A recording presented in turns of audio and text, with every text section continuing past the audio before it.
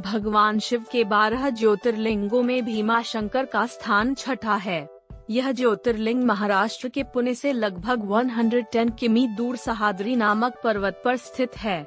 इस ज्योतिर्लिंग की स्थापना के पीछे कुंभकर्ण के पुत्र भीम की एक कथा प्रसिद्ध है। कहा जाता है कि कुंभकर्ण के एक पुत्र का नाम भीम था। कुंभकर्ण को करकटी नाम की एक महिला पर्वत पर मिली थी। उसे देखकर कुंभकर्ण उस पर मोहित हो गया और उससे विवाह कर लिया। विवाह के बाद कुंभकर्ण लंका लौट आया, लेकिन करकटी पर्वत पर ही रही। कुछ समय बाद करकटी को भीम नाम का पुत्र हुआ। जब श्री राम ने कुंभकर्ण का वध कर दिया तो करकटी ने अपने पुत्र को देवताओं के छल से दूर रखने का फैसला किया।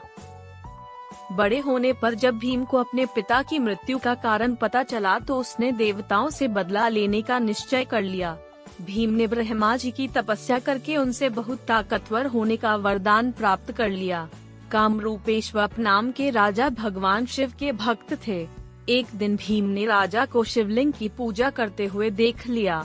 भीम ने राजा को भगवान की पूजा छोड़ उसकी पूजा करने को कहा। राजा के बात न मानने पर भीम ने उन्हें बंदी बना लिया। राजा ने कारागार में ही शिवलिंग बनाकर उनकी पूजा करने लगा। जब भीम ने यह देखा तो उसने अपनी तलवार से राजा के बनाए शिवलिंग को तोड़ने का प्रयास किया।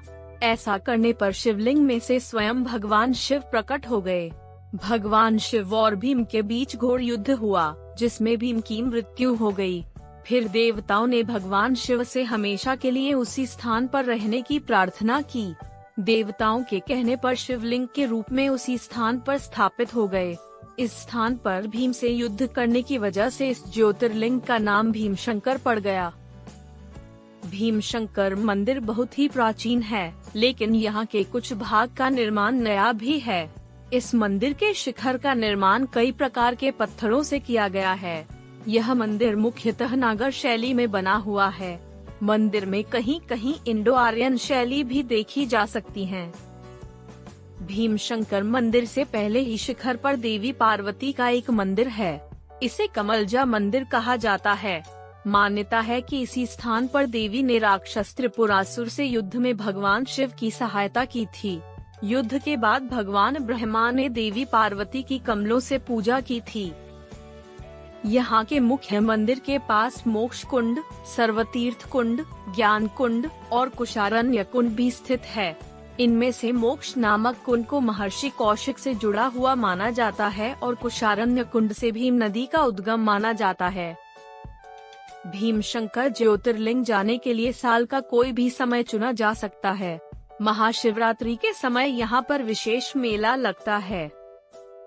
भीमशंकर ज्योतिर्लिंग के आसपास घूमने के स्थान। भीमशंकर मंदिर से कुछ दूरी पर हनुमान तालाब नामक स्थान है।